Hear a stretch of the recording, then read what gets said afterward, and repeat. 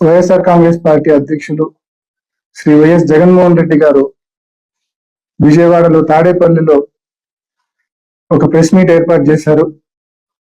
ఆ press meet లో అనేక అంశాలు ఆయన మాట్లాడినారు.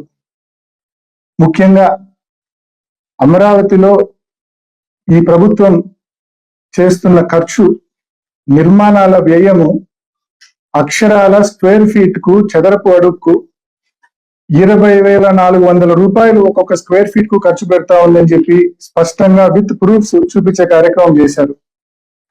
అదేవిధంగా అమరావతిలో ఏదైతే భవనాలకు అద్దాలకు ఖర్చు అవుతుందో ఆ అద్దాల ఖర్చు మాత్రమే పెడితే చాలు, మెడికల్ కాలేజీల నిర్మాణం పూర్తిగా రాష్ట్ర వ్యాప్తంగా పెండింగ్ లో ఉన్న మెడికల్ కాలేజీల నిర్మాణం పూర్తి చేసి ప్రజలకు అందుబాటులోకి తీసుకొని రావచ్చని కూడా చాలా స్పష్టంగా చెప్పారు. అదేవిధంగా ఇవాళ డీజిల్ పైన, పెట్రోల్ పైన, మనం పట్టుకునే పెట్రోల్ పైన ఆన్ అన్ యావరేజ్ రాష్ట్ర ప్రభుత్వము స్టేట్ ట్యాక్స్, రాష్ట్ర ప్రభుత్వం తీసుకునే పన్ను 33 రూపాయలు ఉంది. ఎన్నికల ముందు అధికారంలోకి వస్తే తప్పకుండా పన్ను తగ్గిస్తాము, ప్రజలకు రిలీఫ్ కల్పిస్తామని చెప్పి ఏదైతే మీరు హామీ ఇచ్చి అధికారంలోకి వచ్చారో, మీరు తప్పకుండా డీజిల్, పెట్రోల్ ధరలు తగ్గించాలా, రాష్ట్ర పన్నుల వాటా శాతం తగ్గించుకుంటే ఆటోమేటిక్ గా ధర తగ్గుతుంది, సో తగ్గించుకోమని చెప్పి అడిగారు.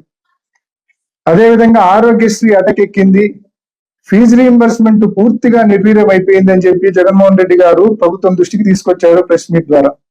మరి అనేక ప్రజలకు సంబంధించిన అంశాలు ఆ రోజు జగన్మోహన్ రెడ్డి గారు స్పష్టంగా మాట్లాడడం జరిగింది, దాదాపు 1.5 hours.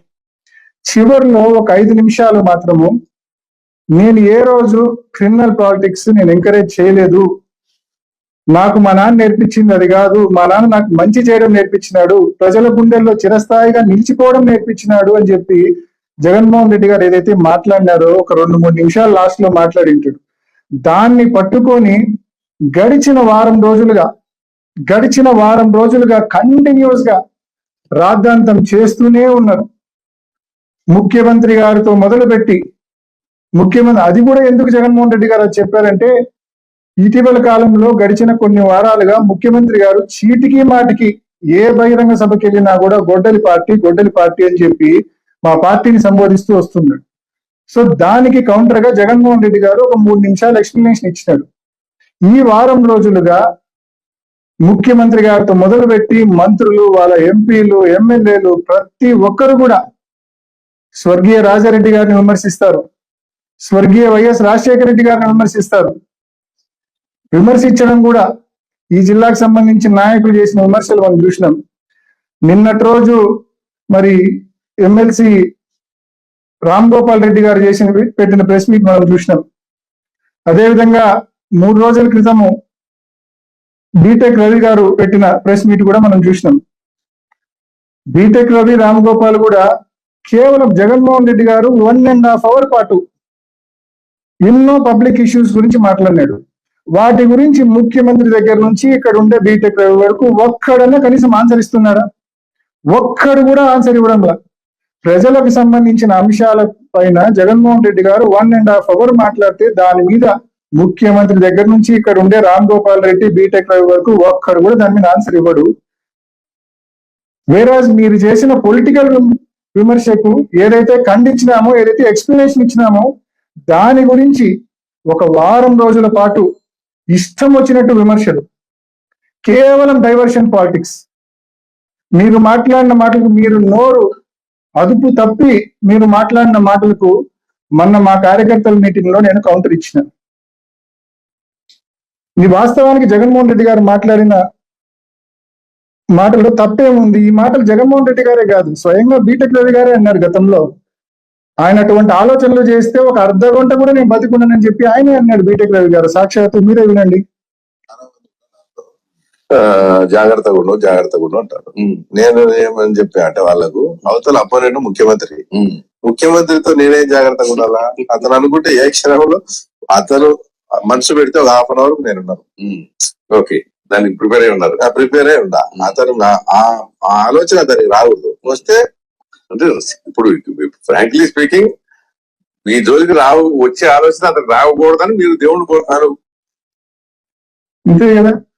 ఇదే మాట కదా బీటెక్ రవి గారు చాలా స్పష్టంగా చెప్పినారు. మర్చిపోయినాడు అనుకుంటా ఈ మాటలన్నీ కూడా.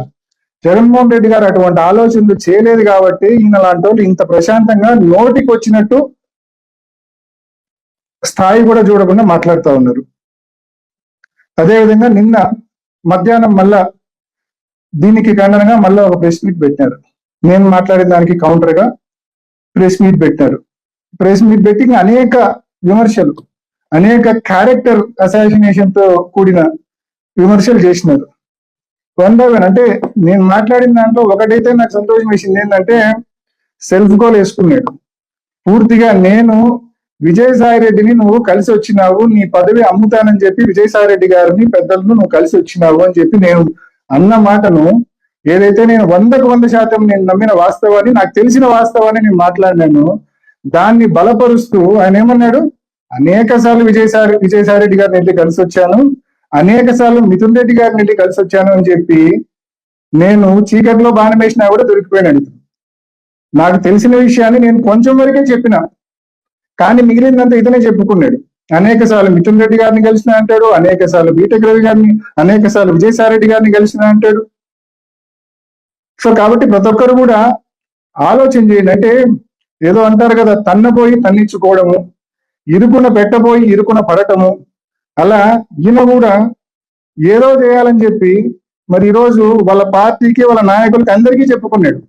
ఈయన పదవి అమ్ముకోవడానికి వైఎస్ఆర్ కాంగ్రెస్ పార్టీ నాయకుల దగ్గరికి నేను ఏదైతే మాట్లాడినానో అది వాస్తవం అని చెప్పి ఆయన ఎండార్స్ చేసినట్లయింది. రెండోది, దగ్గరికి ఉల్లిమెల్ల తోటలో నన్ను కలిసినాడనే విషయం నేను యాక్చువల్గా మర్చిపోయింది. నాకు బాగా గుర్తు చేసినాడు. గుర్తు చేసినందుకు కూడా ఆయనకు నేను ధన్యవాదాలు తెలియజేస్తాను. బహుశా ఇది కూడా నేనే మాట్లాడేస్తే వాళ్ళ పార్టీలో ఆయనకు మిగిలిన కొంచెం క్రెడిబిలిటీ కూడా పోతుందన్న భయంతో, ఆందోళనతో నేను ఎక్కడ మాట్లాడతాను అని చెప్పి దాన్ని ప్రియంప్ట్ చేసుకోవడం కోసం, దాన్ని ఓవర్కమ్ చేసుకోవడం కోసం బహుశా ఆయనే మాట్లాడినట్టు ఉన్నాడు. ఉల్లిమెల్ల తోట అని అడుగుతున్నావా? ఎవరిదా ఉల్లిమెల్ల తోట? నాది. నా తోటకి నీకేం పనయ్యా? ఏం పని ఆ తోటకి నీకు? ఊపుకుంటా ఆ తోటకు వచ్చినావు, కూర్చున్నావు. ఏం మాట్లాడినావు నువ్వు? 2014 జనరల్ ఎలక్షన్స్ ముందే, నేను ఇంకా అప్పటికి ఫస్ట్ టైం ఎంపీ కూడా కాల. ఏం అడిగినావు? మా ఊర్లో పూర్తిగా ఫ్యాక్షన్ నేపథ్యం ఉంది, మాకు మా వైరి వర్గానికి, మా చిన్నాయన్ను వాళ్ళు చంపారు, వాళ్ళ ఎంపీపీని వాళ్ళ సోదరుని మేము చంపినాము అని చెప్పి మీరు మీ గ్రామానికి సంబంధించిన ఒక కక్ష ఉందని చెప్పి, మీకు మీ వైరి వర్గానికి సమస్య ఉందని చెప్పి మీరు చెప్పారు. కాబట్టి దానికి కసునూరు ఎంపీటీసీని మీరు మాకు వదిలేయండి, హిమకుంట్లను మేము మీకు వదిలేస్తాము అని చెప్పి మీరు ఒక ప్రతిపాదన ముందుకు తీసుకొచ్చారు. సరే, లా అండ్ ఆర్డర్ ప్రాబ్లము, గ్రామంలో కక్షలు పెంచడం ఎందుకని చెప్పి ఆ రోజు మీరు ఇంకో మాట కూడా అన్నారు, నాకు రాజకీయాలంటే పెద్ద ఇంట్రెస్ట్ లేదు, ఇది అయిపోయినాక నేను 2014 ఎలక్షన్లు అయిపోయినాక నేను వైఎస్ఆర్సీపీలో జాయిన్ అవుతానని కూడా చెప్పినారు. ఆ ఎన్నికల్లో విష్ణు గారు ఎన్నికల ప్రచారానికి వస్తే, సతీష్ రెడ్డి గారు తమ్ముడు విష్ణు గారు ఎన్నికల ప్రచారానికి వస్తే మీరు ఆయనను కనీసం గ్రామాలు తిప్పకుండా వెనక్కి పంపించినారు. అంటే అప్పటికే మీరు ఫిక్స్ అయిపోయినారు ఎలక్షన్ లేకపోతే వైసీపీలో జాయిన్ కావాలని చెప్పి. మేము మీ గ్రామానికి సంబంధించిన మీ వైరి వర్గం వాళ్ళనే మేము పక్కన హిమకుంట్లలో వాళ్ళని కంటెస్ట్ చేయించినాం. ఎంపీటీసీగా వాళ్ళు ఎన్నికైన తర్వాత వాళ్ళని ఏకంగా మండలాధ్యక్షుడిని మేము చేసినాం. మిగిలిన అన్ని ఎంపీటీసీలు పోటీలు జరిగినాయి, వైఎస్ఆర్ కాంగ్రెస్ పార్టీ గెలిచింది. మీ గ్రామంలో మీ వైరి వర్గం వాళ్లకు ఏదైతే వాళ్ళ సోదరుని, వాళ్ళ ఎంపీపీని మీరు ఏదైతే చంపారో ఆ కుటుంబం నుంచి మేము ఎంపీపీ మండల ప్రెసిడెంట్ చేయడం జరిగింది. మరి అంత క్లియర్ గా ఆ కుటుంబానికి కూడా మాకు చేతనైన న్యాయం రాజకీయంగా మేము చేసే కార్యక్రమం చేసినాం. ఇది ఉల్లిమెల్ల తోటలో జరిగింది. నీకై నువ్వు సెల్ఫ్ గోల్ వేసుకునే కార్యక్రమం చేసినావు. ఉల్లిమెల్ల తోట స్పష్టంగా చెప్పాలయ్యా స్వామి, అది అవినాష్ రెడ్డి తోట, నేను పోయి అవినాష్ రెడ్డిని అడిగినానని స్పష్టంగా అర్థమయ్యేటట్టు చెప్పాలా. ఊరికే నువ్వు అట్లా నీళ్ళు నమిలితే నేను ఇట్లా కూర్చొని మళ్ళీ వాస్తవాలు చెప్పాల్సి వస్తుంది. ఇది ఒకటి. మా గ్రాండ్ ఫాదర్ గురించి మాట్లాడాడు. మా తాత, మా అబ్బా, మన సైడ్ తాతను అబ్బా అంటారు కాబట్టి మా అబ్బా వైఎస్ చినకొండారెడ్డి గారి గురించి మాట్లాడారు. కొంచెం మన పైన జనరేషన్, మన తర్వాత మన పై జనరేషన్ వాళ్ళు ఎవరిని అడిగినా కూడా, పెద్దవాళ్ళని ఎవరిని అడిగినా కూడా మా అబ్బా గురించి ఈ ఊర్లో పూర్తి స్థాయిలో చెప్పేవాళ్ళు చాలా మంది ఇంకా ఉన్నారు. వయసులో భయపడిన వాళ్ళు. మహాబర్ 1950s నుంచే కూడా ఆయన స్పెషల్ క్లాస్ కాంట్రాక్టర్.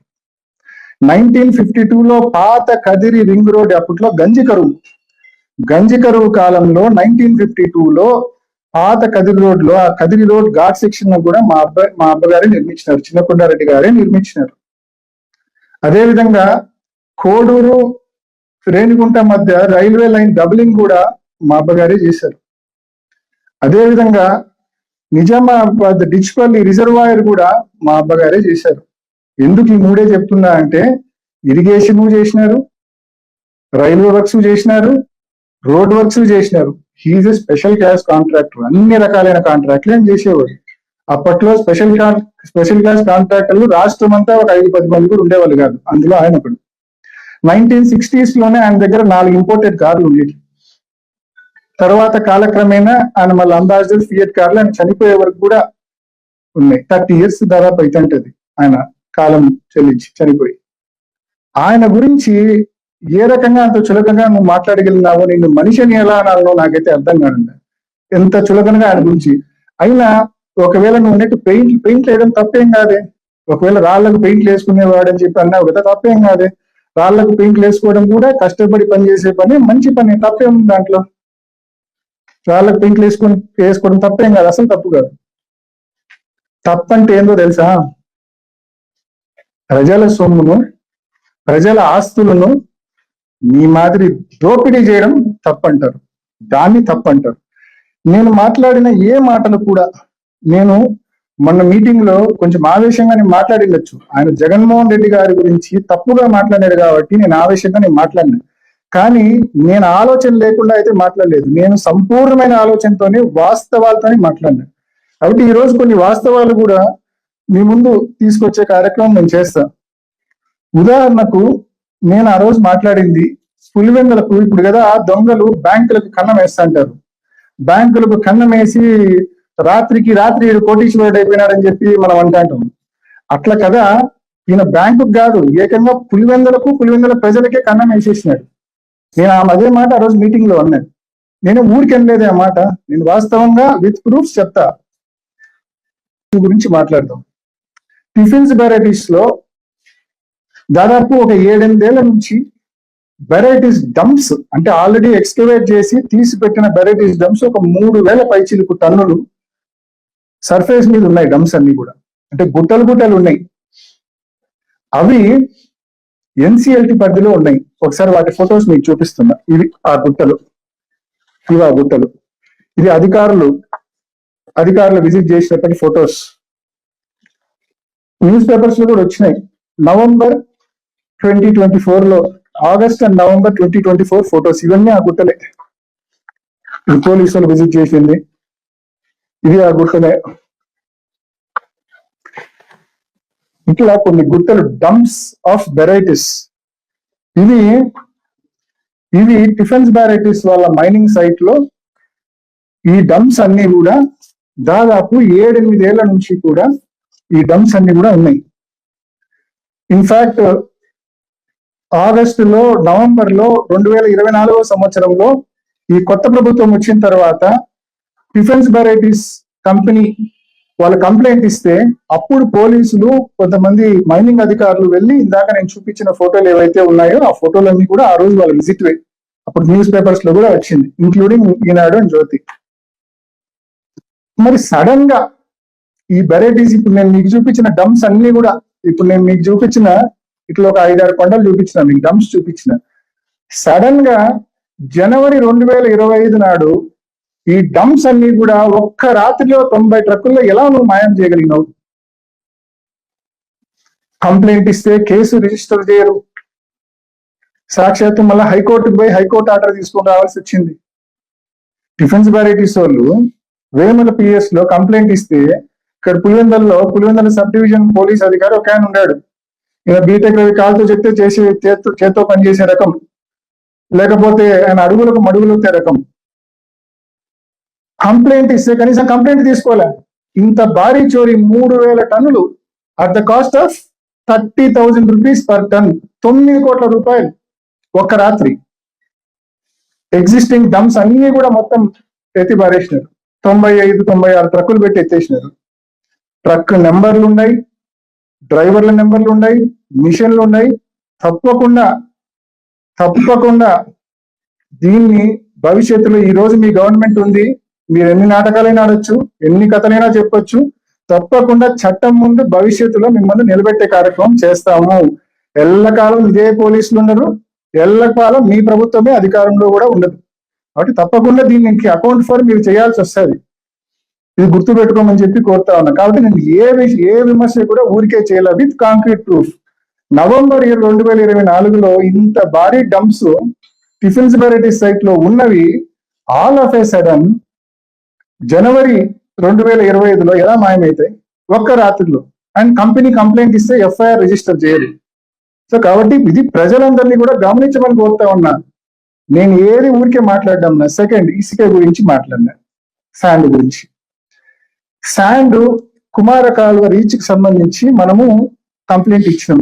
కుమార కాలువ రీచ్ కి సంబంధించి ఆ గ్రామ సర్పంచ్ గా పనిచేసిన శ్రీధర్ రెడ్డి గారు వెళ్ళి మైనింగ్ అధికారులకు కంప్లైంట్ ఇచ్చినాడు, కలెక్టర్ గారికి కంప్లైంట్ ఇచ్చినాడు. At the same time RTI కింద సమాచార హక్కు కింద ఒక పిటిషన్ కూడా ఫైల్ చేసినాడు. స్పష్టంగా లాటిట్యూడ్ కోఆర్డినేట్స్ ఇచ్చాం. అసలు ఆ ప్రాంతంలో as per the verification of this office records there is no sand reach in respect of the Kumara Kalva in the said area అని ఆర్టీఐకి మాకు మన సమాచార హక్కు కింద మనం పెడితే మనకు వచ్చింది. మరి అక్కడ శాండ్ రీచే లేదన్నప్పుడు ఈ ఫోటోలు ఆడి విత్ లాటిట్యూడ్ అండ్ లాంజిట్యూడ్, ఈ ఫోటోలు ఆడి ట్రక్కులు విత్ లాటిట్యూడ్ అండ్ లాంజిట్యూడ్, ట్రక్కుల్లో మిషన్ తో ట్రక్కుల్లోకి లోడ్. ఈ శాండ్ కూడా ఈ ట్రక్కుల్లో ఎక్కడికి పోతానో కూడా నా దగ్గర ఆధారాలు ఉన్నాయి. కాబట్టి ఖచ్చితంగా చట్టం ముందు నిలబెట్టే కార్యక్రమం చేస్తాము. దీనికంతా అకౌంట్ ఫర్ చేయాల. ఇంతేకాదు, నిన్న మొన్నటి దాకా కొత్త సిఐ వచ్చేంత వరకు కూడా పులివెందుల్లో కూడా ఇష్టం వచ్చినట్టు జూదం నడిచింది. కొత్త సిఐ వచ్చినాక కంట్రోల్లోకి తెచ్చినాడు జూదాన్ని. అదేవిధంగా టౌన్ లో కంట్రోల్ అయింది, కానీ టౌన్ బయట రూరల్ పులివెందులలో విచ్చలవిడిగా జూదం నడుస్తుంది. సింహాద్రిపురంలో, కసుమూరులో, రూరల్లో ఉన్న పల్లెలు విపరీతంగా జూదం నడుస్తుంది. ఏ లెవెల్లో అంటే ప్రజల జోబులు ఖాళీ అయ్యి అసలు ఇంకా వాళ్ళకి డబ్బులన్నీ ఖాళీ చేసుకొని తప్పుడు మార్గాల్లో పోయేంత ఘోరంగా పూర్తిగా ఈ మాదిరి మీరు ప్రజల జోబులు ఖాళీ చేసే కార్యక్రమం చేస్తున్నారు. పోనీ 2025 సంక్రాంతికి ముగ్గురాయి అంతా రాత్రి డంప్ తీసినారు. ఆ తర్వాతైనా పోనీ ఖాళీగా ఉన్నారా? అక్కడికైనా మీకు కడుపు నిండిందా? నిండలే. కంటిన్యూస్ గా రోజు మైనింగ్ చేస్తుంటారు. ఉన్న స్టాక్ ను లిఫ్ట్ చేసి అమ్మేస్తారు. అది పోయినాక కంటిన్యూస్ గా ఎవ్రీడే మళ్ళా కంటిన్యూస్ గా మైనింగ్ చేసుకుంటున్నారు. రోజు సాయంకాలం దిగడము, పిట్లోకి పొద్దున్నే ఎక్కడము. కనీసం అంటే తాళ్లపల్ల, వేముల మండలాల్లో రెండు కలిపి రఫ్ గా రోజు 60 నుంచి 70 టన్నులు ఎక్స్కవేట్ చేసి అమ్ముతున్నారు. ఈ మధ్య కాలంలో పాపం బయర్లు కూడా దొరక చాలా ఇబ్బంది పడుతున్నారట. అంటే ఇంత టన్నేజ్ ఒక్కొక్క రోజు తీస్తే కన్నా కొనద్దా అందరూ.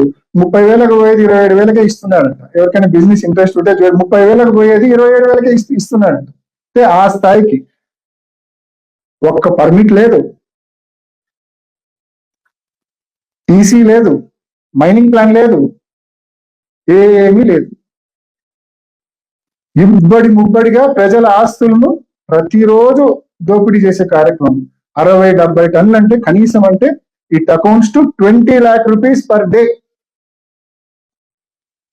ఏ రకంగా ఎవరైనా నువ్వు 20 లక్షలు కాకుండా 50 లక్షలు రోజుకి సంపాదించుకో, పర్మిట్లు తెచ్చుకో, ఈసీ తెచ్చుకో, మైనింగ్ ప్లాన్ తెచ్చుకో, సంపాదించుకో. నేను ఎవడు వద్దండు. నీతిగా నువ్వు బిజినెస్ చేయి. పర్మిట్లు లేవు, ఇష్టం వచ్చినట్టు కొడతారు. అది కూడా ఇప్పటికే చూసినాం. ఈ జిలెటిన్ స్టిక్స్ అనేటివి అనాథరైజ్డ్ గా వాడడం వలన మీకు గుర్తుంటుంది, హర్షవర్ధన్ రాజు గారు ఎస్పీగా ఉన్నప్పుడు ఈ గవర్నమెంట్ వచ్చినాక ఇష్టం వచ్చినట్టు జెలటిన్ స్టిక్స్ వాడడం వలన వేములలో వీకొత్తపల్లిలో ఒక విఆర్ఓ చనిపోయినాడు. వేముల మండలంలో మంచం కింద జెలటిన్ స్టిక్స్ పెట్టి. అంత విచ్చలవిడిగా జెలటిన్ స్టిక్స్ ఎలా దొరుకుతున్నాయండి? అసలు ఏ రకంగా అంత విచ్చలవిడిగా జెలటిన్ స్టిక్స్ దొరుకుతున్నాయి? ఆ తర్వాతనే అరికట్టాలనా? పోలీసులకు కాబట్టదు, మైనింగ్ అధికారులకు కాబట్టదు. ఇటీవల కాలంలో అమ్మాయిగారిపల్లిలో ఒక అతను రాములు అని ఒక పెద్ద ఆయన వాళ్ళ కొడుకు రామచంద్ర అని మైనింగ్ పిట్ లో పడి చనిపోయినాడు. ప్రమాదవశాత్తు పిట్ లో బూడిపోయి చనిపోయినాడు, పిట్టు బూడిపోయి. అంతేకాకుండా ఒక అనేక సంఘటనలు ఆ క్రేన్ నుంచి జారి కింద పడ్డము, ఆ పిట్ లోకి పోయేటప్పుడు ఇటువంటి అనేక సంఘటనలు జరుగుతున్నాయి. అసలు బయటికి కూడా రావే అవి. మైనింగ్ అధికారులకు కాబట్టదు, పోలీస్ అధికారులకు కాబట్టదు, ఎవరికి కాబట్టదు. గవర్నమెంట్ ఏమో నిద్రపోతా ఉందా? కలెక్టర్ గారి దృష్టికి ఎన్నోసార్లు తీసుకొని పోయినాము, చెప్తా ఉన్నాం. రాబోయే రోజుల్లో ఖచ్చితంగా మీ అక్రమ మైనింగ్ పైన, అక్రమ ఇసుక పైన, ఇసుక ట్రాన్స్పోర్ట్ పైన తప్పకుండా రాబోయే రోజుల్లో రోడ్డెక్కి నిరసన తెలిపే కార్యక్రమం కూడా చేస్తాం. చూస్తూ ఊరుకునే లేదు. మీరు కావాలంటే పర్మిట్లు తెచ్చుకోండి, హ్యాపీగా చేసుకోండి. పర్మిట్లు లేకుండా ఏం ఎవరు సొమ్ము అది? మీ అబ్బ సొమ్ము ఏమన్నది దోచుకోవడానికి ఇష్టం వచ్చినట్టు? పర్మిట్లు తెచ్చుకొని నిజాయితీగా చేసుకోండి. ప్రభుత్వానికి పర్మిట్లు కట్టి 3,000 పెట్టుబడికి టన్నుకు 30,000 ఆదాయం. ప్రజల సొమ్మును ఈ లెవెల్లో కొల్లగొడతారు. కాబట్టే నేను ఆ రోజు కామెంట్స్ చేసిన, ఏమని? బ్యాంకుకి కన్నం వేసినట్టు పులివెందులకే కన్నం వేసి వీళ్ళు డబ్బులు సంపాదిస్తున్నారు. తప్పు ఇది. పర్మిట్లు తెచ్చుకొని వ్యాపారం చేసుకోండి. కాబట్టి ఏం మాట్లాడినా కూడా విత్ కంప్లీట్ ప్రూఫ్స్ మాట్లాడినా అనే విషయాన్ని మరొకసారి మీ అందరికి కూడా నేను తెలియజేస్తా ఉన్నా. ఎలక్షన్ల గురించి మాట్లాడినాడు. నేను చెప్తా ఉన్నా, ఎమ్మెల్సీ ఎలక్షన్ లో మనస వాచ మనస్ఫూర్తిగా వివేకం పెదనాన్న గెలుపు కోసం నేను ప్రయత్నం చేసిన, నేను పనిచేసిన. 1% కూడా నాలో లోపం లేదు. నేను చెప్తా ఉన్నా క్లియర్ గా చెప్తా ఉన్నా బీటెక్ రవి గారికి, నువ్వేదో నా క్యారెక్టర్ అసాసినేట్ చేయాలని చెప్పి, నా నిజాయితీని, నా క్యారెక్టర్ ను అసాసినేట్ చేయాలని చెప్పి నువ్వు నా మీద ఒక గ్రేవ్ రిమార్క్ చేసినావు, గ్రేవ్ కామెంట్ చేసినావు. నేను I'm ready to come anywhere. ఎక్కడికి రమ్మంటే అక్కడికి వస్తా. మీరే చెప్పండి, ఒక చిన్న మెసేజ్ పెట్టండి. కాణిపాకమైనా ఎక్కడైనా సరే నేను ప్రమాణం చేయడానికి సిద్ధంగా ఉన్నా. నేను మా పెదనాన్న ఎమ్మెల్సీ ఎలక్షన్ల కోసము నేను చిత్తశుద్ధితో నేను పనిచేసిన. ఎటువంటి నష్టం కానీ మోసం కానీ నేను చేయలేదని చెప్పి నేను ఐ కెన్ ప్రామిస్. చేయలేదు, మోసం చేయలేదు, మోసం చేయించలేదు కూడా. I can promise. నీకు నువ్వు వచ్చి చేయగలవా? నేను మోసం చేసిన నువ్వు చెప్పగలవా? వచ్చి ప్రామిస్ చేయగలవా? 2. ఇంకోటి ఏదో బీజేపీలోకి పోతాను ఇంకో మాట మాట్లాడినాడు. అసలు బుద్ధి ఉందా నీకేమన్నా? పులివెందుల ప్రజలు, కడప జిల్లా ప్రజలు నన్ను ఇన్నేళ్ల నుంచి చూస్తున్నారు. నా కాండక్ట్ ఏమో తెలుసు, నా కాండక్ట్ ఏమిటో తెలుసు, బాగా తెలుసు అందరికీ. నా కాండక్ట్ ఏంటంటే, ఏ రోజు నా వల్ల జగనన్న చెడ్డ పేరు రాకూడదు. మనకు చేతనైనంత జిల్లాలో కార్యకర్తలకు, ప్రజలకు మనం అందుబాటులో ఉండి పని చేయాలి. ఎక్కడే కానీ కాంట్రవర్సీలోకి పోకూడదు. ఇది నా కాండక్ట్, ఇది నా. అని మీరు రోజుకు నన్ను ఉండేది నోటికి వచ్చినట్టు విమర్శిస్తా అంటారు. ఏదైనా బేస్ ఉండాలి కదా, అంటే సరిపోతుందా? సో పెదనాన్న విషయంలో కూడా, పెదనాన్న కేసు విషయంలో కూడా సేమ్ ఛాలెంజ్. మీరు ఏ కాణిపాకంకి రమ్మన్నా వస్తా, ఎక్కడైనా చర్చికి రమ్మన్నా వస్తా, ఎక్కడైనా మసీదుకి రమ్మన్నా వస్తా. జస్ట్ దీని మీద మళ్ళా ఊరికే మీరు మీడియాలో పెద్ద దాన్ని హంగామా చేసి, మా కార్యకర్తలు వచ్చి మీరు కార్యకర్తలు పిలుచుకోవచ్చి ఊరికి హంగామా చేయొద్దు. నిజాయితీగా చేద్దాం. మీ ఫోన్ నెంబర్ ఇప్పుడే విలేకరుల దగ్గర నేను తీసుకొని నా ఫోన్ లో సేవ్ చేసుకుంటా. మీరు ఒక చిన్న వాట్సాప్ మెసేజ్ పెట్టండి, ఎక్కడికి రమ్మంటే అక్కడికి వస్తా. వచ్చి ఐఎమ్ రెడీ టు ప్రామిస్. దేవుని సన్నిధిలో నేను ప్రమాణం చేయడానికి సంపూర్ణంగా సిద్ధంగా ఉన్నా. ప్రధాన కేసు ఇష్యూ అయినా, నువ్వు మాట్లాడిన ఎమ్మెల్సీ ఎలక్షన్ ఇష్యూ అయినా, ఇంకా అన్నా 2019 నుంచి 24 వరకు వెరైటీస్ నేను చేసిన, నేను దాని మీద కూడా రెడీగా ఉన్నా చేయడానికి.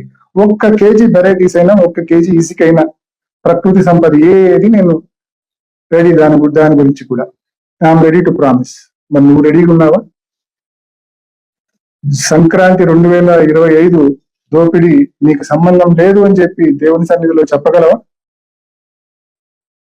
సో నేను మిమ్మల్ని ప్రశ్నిస్తా ఉన్నా, మీకు సలహా ఇస్తా ఉన్నా. మీరే, ఎందుకంటే రోజు ఇవన్నీ కూడా క్యారెక్టర్ అసాసినేషన్ తో కూడిన మాటలు అయితే నువ్వు మాట్లాడుతున్నావు, ఎవరికి ఉపయోగపడేటివి కూడా కాదు. ఊరికి నా మీద బురద వేసి నువ్వు అంత రాక్షసానందం ఉండడానికి నీకు ఉపయోగపడతాయి అంతే. నీకెందుకు, నీకు క్లారిటీ కావాలి, నిజంగా నీకు క్లారిటీ కావాలంటే ఓ చిన్న మెసేజ్ పెట్టు, నీకు 2 రోజులు 3 రోజులు 4 రోజులు టైం తీసుకో, ఎక్కడికి కావాలంటే అక్కడికి అన్ని ఇష్యూస్ మీద నీకు కావాల్సినట్టు నేను దేవుని సన్నిధిలో దేవుని పైన ప్రమాణం చేసి నేను చెప్తాను.